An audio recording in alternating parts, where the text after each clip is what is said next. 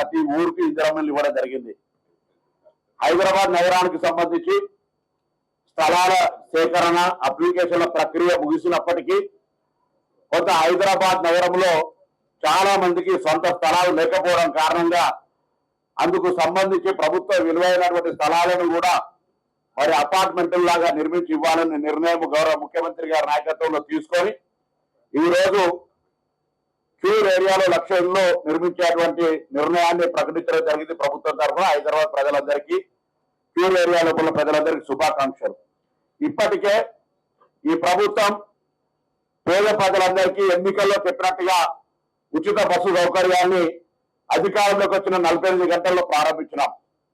అంతేగాక లక్షలాది మంది కుటుంబాలకు నెల రాగానే విద్యుత్ బిల్లు కట్టాలనేటువంటి ఇబ్బంది ఉన్నప్పుడు 200 యూనిట్ల ఉచిత విద్యుత్తును మేము వెంటనే ప్రారంభించి లబ్ధిదారులందరికీ 200 యూనిట్ల ఉచిత విద్యుత్ ఇస్తా ఉన్నాం.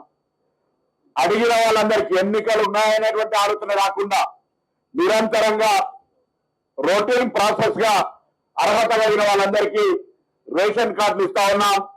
సన్న బియ్యాన్ని 6 కిలోలు ఇస్తా ఉన్నాం.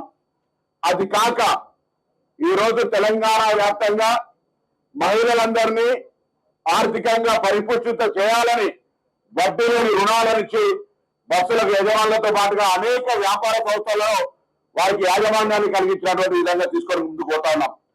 అంతేకాకుండా ఈరోజు కుట్టు మిషన్లు ఇవ్వడం కానీ, అదేవిధంగా ఇందిరమ్మ ఇల్లు ఈ హైదరాబాద్ క్యూర్ ఏరియాలో ఉన్నటువంటి స్థలాలున్న వాళ్ళకు కూడా ఈ 1,00,000 ఇళ్లకు సంబంధం లేకుండా స్థలాలున్న వాళ్ళందరూ కూడా ఇందిరమ్మ ఇళ్ళ శాంక్షన్ చేసే నిర్ణయం కూడా తీసుకోవడం జరిగింది ఈరోజు. అంతేకాకుండా హైదరాబాద్ లో ఉన్నటువంటి 159 బస్తీ దావాలను కూడా ఎప్పటికప్పుడు జిల్లా అధికారులు ప్రజాప్రతినిధులను సందర్శింపజేసుకొని వాటి సేవలను కూడా పేద ప్రజలకు సరైన మెరుగైనటువంటి వైద్య సౌకర్యం కలిగే విధంగా ఇందిరమ్మ క్యాంటీన్ల ద్వారా హైదరాబాద్ లో ఉన్నటువంటి అనేక పేద ప్రజలకు బ్రేక్ఫాస్ట్ లంచ్ సౌకర్యాన్ని కూడా కలిగేసేటువంటి కార్యక్రమంతో పాటుగా ఈ మధ్య గౌరవ ముఖ్యమంత్రి గారు ఎల్బీ స్టేడియంలో మేమందరం కూడా ఆ రోజు పాల్గొన్నాం. హైదరాబాద్ క్యూర్ ఏరియా లోపల ఉన్నటువంటి దాదాపు పాఠశాలలన్నింటినీ కూడా అభివృద్ధి చేయడానికి 1,000 కోట్ల రూపాయల నిధులు కేటాయించుకున్నటువంటి పరిస్థితి మీకు తెలుసు. గతంలో హౌసింగ్ డిపార్ట్మెంట్ రద్దయినటువంటి పరిస్థితుల్లో ఈరోజు హౌసింగ్ అనేటువంటి ఈ తెలంగాణ ప్రభుత్వానికి ఒక ప్రయారిటీ అనేటువంటి తీసుకొని పేద ప్రజలకు ఇల్లు ఇవ్వాలనేటువంటి ఒక ఆలోచన అమలు చేసే విధంగా ముందుకు పోతా ఉన్నాం. ఇంతకుముందు చెప్పినట్టుగా రేపు బల్కంపేట ఎల్లమ్మ కళ్యాణం, మళ్ళీ బల్లకంపేట ఎల్లమ్మ కళ్యాణం లోపల హైదరాబాద్ లో 1,00,000 ఇళ్ల పంపిణీ కార్యక్రమం జరగాలనేటువంటి ఒక టార్గెట్ తీసుకొని పోతా ఉన్నాం. తప్పకుండా అందరూ కూడా సహకరించాలి. ఇందులో గౌరవ శాసనసభ్యులు, ఇతరులు, పెద్దలందరూ కూడా రాజకీయాలకు అతీతంగా ఈరోజు ప్రభుత్వం ప్రజాపాలన ప్రభుత్వం ఇచ్చిన తర్వాత అన్ని కార్యక్రమాలు ఆర్థికంగా భారం పడ్డ ప్రతి కార్యక్రమాన్ని నెరవేర్చుకొని ముందుకు పోతాను. ఈ రోజు సొంత ఇంటి కళ అనేది వెనుకటికి సామెత కూడా అనేది, ఇల్లు కట్టి చూడు పెళ్లి చేసి చూడనేది.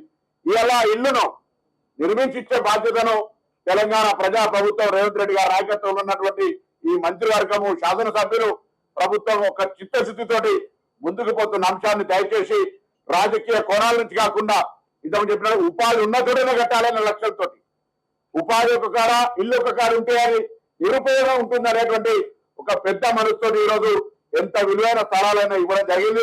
నియమ నిబంధనలు, పద్ధతులు, ఏ విధంగా ప్రక్రియ అన్ని కూడా గౌరవ మంత్రి చెప్పారు. కాబట్టి ఈరోజు జరుగుతున్న కార్యక్రమాలు పేద ప్రజలందరికీ ఎప్పుడు నిరంతరం ఉపయోగించే విధంగా, అది రేషన్ కార్డు, సన్న బియ్యము, ఫ్రీ బస్సు, 200 యూనిట్లు అన్ని కూడా వాళ్ళు నిండుగా ఉపయోగించుకుంటున్న అంశాలు చూసి ఈ ప్రభుత్వంలో మంత్రిగా సంతోషపడతా ఉన్నామనే మాట మనం చేస్తూ మరొక్కసారి ఈ రోజు ఇందిరమ్మ నిర్ణయం కార్యక్రమం తీసుకొని మిత్రుల పేరు సూచన చేయడం, మేము కూడా అందరం కూడా మేమందరం కూడా ఇందిరమ్మ పరిపాలన అన్నాం, అదే పరిపాలన కొనసాగించాలనేటువంటి ఆ స్ఫూర్తిని తీసుకొని ఈ రోజు ఈ కార్యక్రమం చేస్తున్నామనే మాట మనం చేస్తూ అందరికీ అభినందనలు, ధన్యవాదాలు.